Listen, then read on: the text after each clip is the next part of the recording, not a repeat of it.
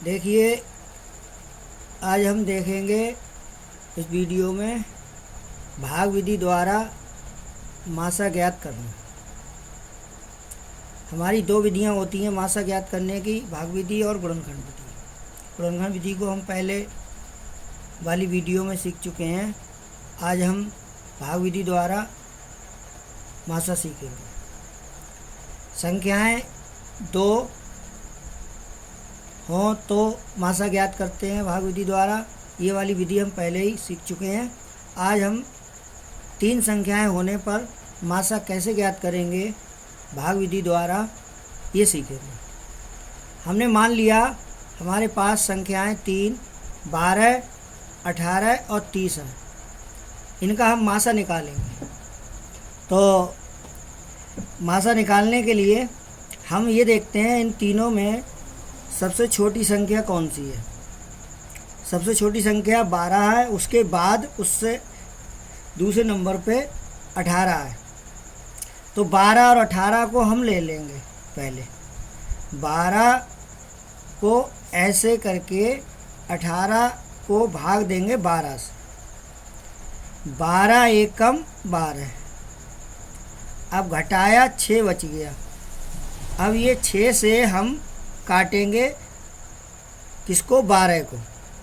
पहले हमने 12 से काटा 18 को, तो जो 12 थे, जो पहले हमारा भाजक था, उस भाजक को हम यहाँ पे भाज्य बना लेंगे, मतलब 12 लिख लेंगे। यहाँ पे 12 से काटा, अब यही वाला 12 यहाँ लिख लेंगे और जो शेषफल बचा उससे काटेंगे।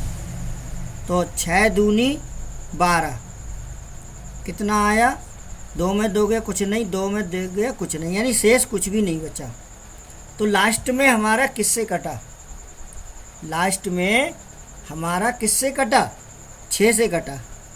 तो हम 6 संख्या यहाँ लिख लेंगे, 6 संख्या यहाँ लिख लेंगे। और हमारी एक संख्या कौन सी बची इन तीनों में से, 30, वो यहाँ लिख लेंगे। अब इन दोनों का मासा निकालेंगे।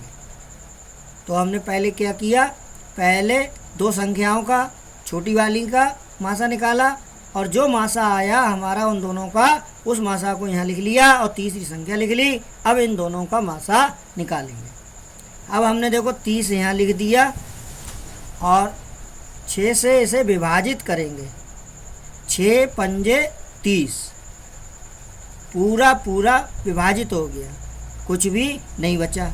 तो अंत में 6 से विभाजित हो गया, इसलिए अंत में जिससे भी विभाजित हो गया यही 6 तीनों संख्याओं का, इन तीनों संख्याओं का ये 6 क्या है, मासा।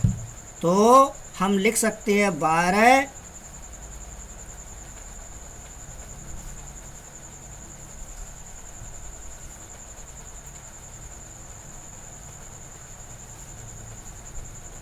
12, 18, 30 का मासा बराबर 6। बस यही हमारा आंसर हो गया। अब हम एक उदाहरण और देखते हैं। एक उदाहरण हम और देखते हैं 3 संख्याओं का। मान लीजिए ये 3 संख्याएं हैं 20, 25, 30। 20, 25, 30।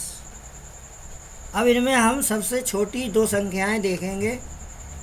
तो सबसे छोटी 2 संख्याएं ये हैं, उनको यहाँ लिख लेंगे। और इन दोनों से में भी सबसे छोटी ये 20 है। तो 20 से हम दूसरी वाली संख्या 25 को विभाजित करेंगे। तो 20 यहाँ लिख लिया और 25 यहाँ लिख लिया और 20 से विभाजित किया। 20 एकम 20, कितना बच गया, 5। शेष बचा 5। अब 5 से विभाजित करेंगे किसको, इसको, 20 को। तो यहाँ 20 लिख लिया और 5 चौका 20, यानी कि पूरा पूरा कट गया, शेष कुछ भी नहीं बचा। शेष कुछ भी नहीं बचा तो इन दोनों का तो मासा आ गया हमारा 5। कितना आ गया? 5 आ गया। अब तीसरी संख्या जो बची है वो वाली ले लेंगे हम। कौन सी है वो? 30। 30 यहाँ लिख ली। अब 30 और 5 का, अर्थात इन दोनों संख्याओं का जो मासा आया 5 वो अलग लिख लिया, और फिर तीसरी बची हुई संख्या को यहाँ लिख लिया। अब इसके बाद में जो है हम इनका मासा निकालेंगे। तो 5 से इसको काटा 30 को, 5 छक्का 30, घटाया, कुछ भी नहीं बचा, घटाने पर कुछ नहीं बचा।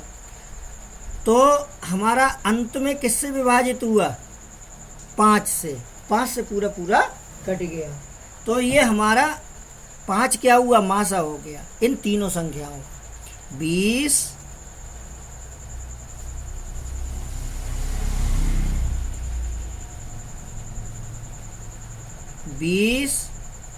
25, 30 का मासा बराबर, मासा बराबर 5। बस यही आंसर हो गया। तो इस वीडियो में हमने देखा कि मासा कैसे निकालते हैं भाग विधि द्वारा, 2 से अधिक संख्याएं हों तब।